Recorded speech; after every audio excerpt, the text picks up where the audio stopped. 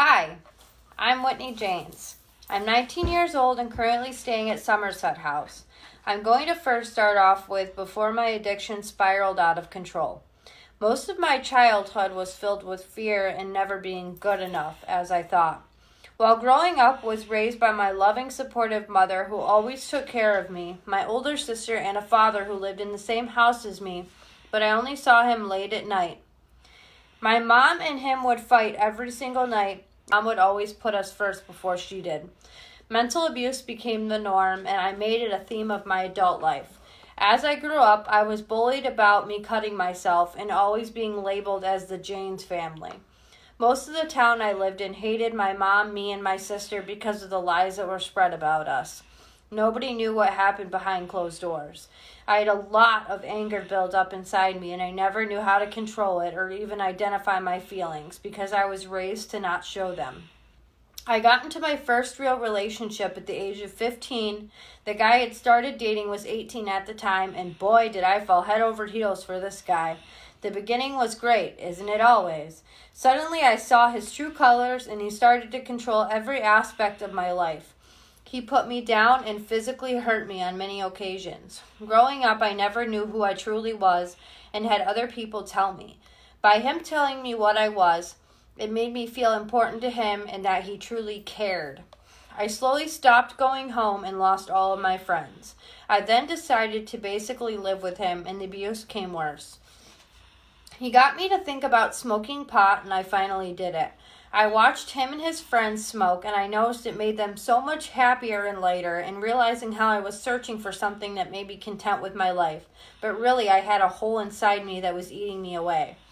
The first time I smoked pot, I instantly thought, wow, this is it. And I started to smoke. All I did was that. I started to become absent from school regularly, and all I cared about was my boyfriend and pot. After a year with him, I had so many resentments towards him. He had taken my virginity, my friends, my family, and myself. I thought right before we had broken up, I'd had a miscarriage with him, and mentally and physically I was broken from that. I never coped with the fact that I had lost that child, and we broke up, and I put myself into a deep, deep hole of depression. I would not eat, drink, shower, or sleep for weeks. All I thought about was him and my life. So now what? What do? I thought. I wanted to die, and I laid in my room with no light, isolating myself from the world, wanting nothing to do with it. Finally, after weeks, my friend had called and asked if I wanted to get drunk with her, and it will make me feel better. I finally went, and that first time getting drunk, I thought, yet again, this is it. Here's my answer. Quickly, I started to spiral out of control. At first, I was partying and drinking every weekend. Then every day. I had alcohol poisoning a few times, and I put myself in such horrible positions, always blacking out. My main goal was to forget and not be in touch with reality.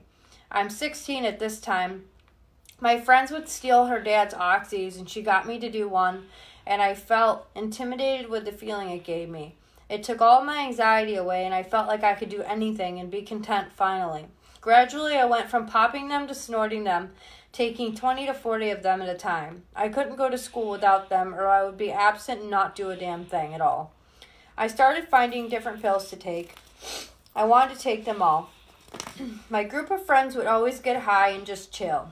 But then starting to branch out, I went willingly along with them. I had started from doing shrooms and acid more than 4 times a week. I've had many scary trips, but I just kept doing it anyways. I started to snort cocaine daily, and then finally I found Molly, and I was determined that this was the drug I was going to do every day. I started selling it and always having it on me, and after I would be all out, I would be basically dead, sleeping and crying. By this point, I went to the Blue Heron Festival, and I had been working at Chautauqua Institution as a prep cook for that summer. I had brought $400 with me. As you already know, that was a shit show right there. I had eventually overdosed on meth, crack, molly, acid, ketamine, coke, oxys, and I had done shrooms and drank a lot of vodka. It was 4 a.m. I started to act insane. My brain felt like it was jumping up and down in my own head, and I would run into fires and call people inappropriate names. And by that time, I had started to seize in the back of the woods. I started to foam from the mouth, and I could feel it, and I was paralyzed. 4 men came up to me. I remember feeling like I just wanted to be left there to die. I didn't want to do this anymore. They started to take my clothes off and I couldn't move. Another guy had shown up and they ran away. He picked me up and security called the ambulance, and I remember bits and pieces of everything. I had started saying, "It's a government conspiracy," and all this shit, and I felt like everything was pure nightmares. That night, all my sins and insecurities came out to play. I was so out of it. I had punched one of the nurses, and I remember thinking I was having a child. I remembered hearing a low voice saying, "You are not Whitney. You do not have a family, and you are not you." And everything went black. I had flatlined for a few minutes, so I don't know if that was around that time, but I remember waking up with a cot next to me crying, saying that he was so happy that I was alive and that he had a daughter exactly my age, and saying that I needed to get help. Then my mom came, and she was there the entire time I was in the ICU. Everything that happened that night slowly came together, and my anxiety and depression was all at its highest. When I woke up my first thought was, "Oh my God, what are people going to say about me? I need to get high right now." Then, wow, I'm grateful to be alive. The nurse had given me papers on minors with addiction and counseling papers, and I ignored it all. I was still in denial. And I got out finally, and everyone had been talking to me and about me on Facebook. And I didn't want to show my face to anyone at all. I quit my job and didn't do anything. Flashbacks became worse, and every day I couldn't handle anything. By this point, a few months passed, and people started telling me my sister was selling drugs, and I remember saying, "No way," and getting really mad. One day, my sister and I were on our way to Buffalo, and I wanted drugs, and she had some, and she finally admitted it to me, and I asked for a line. I remember after that first line, I was hooked right there. Now, this was truly it. I can forget about everything and be numb. My goal since I was 15 years old was just to be numb, and after that, my sister and I and her boyfriend at the time were driving to Buffalo every day, and I was doing more and more.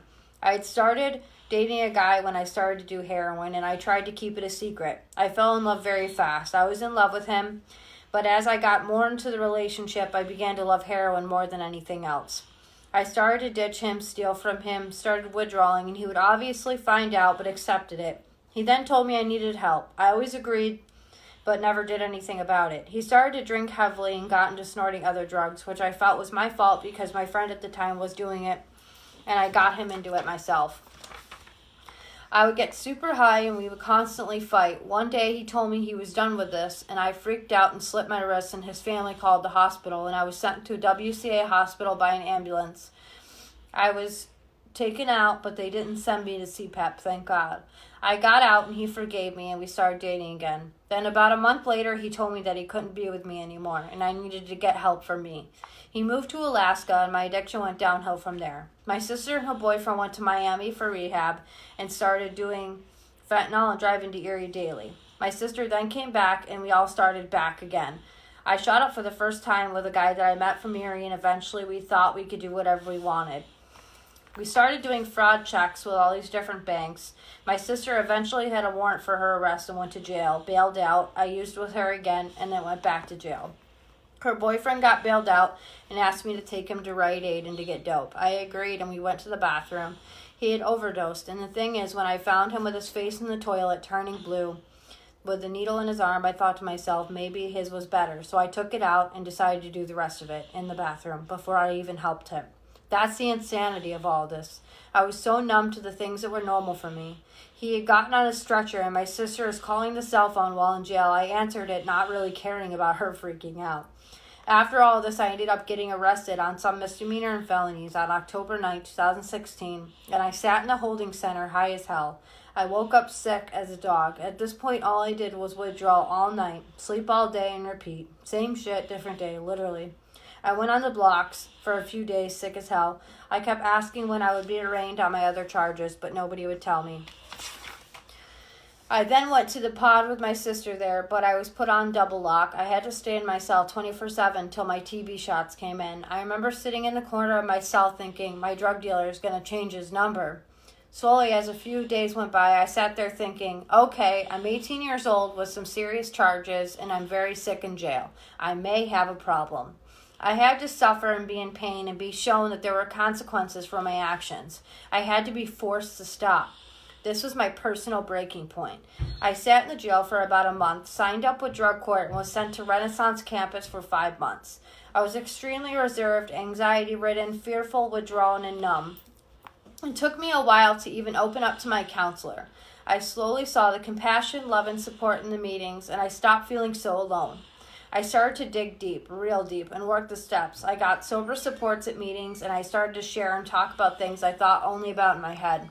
I became a leader in the house, and after a long 5 months of finally finding myself, I woke up and was happy to be alive. I had a grateful life, and I was now humble. I graduated from Renaissance campus, sharing my story to many schools to hope anyone, even one person, could take from what I had done and show them that you're not alone.